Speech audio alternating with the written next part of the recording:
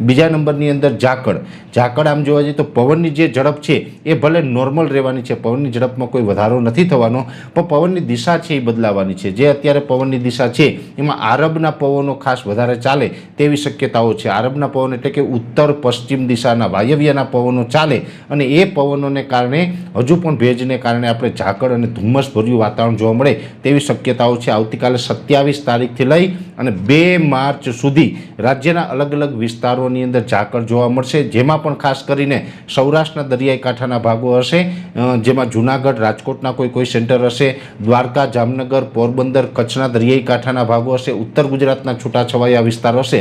આટલા વિસ્તારોની અંદર ઝાકળનું પ્રમાણ જોવા મળી શકે છે.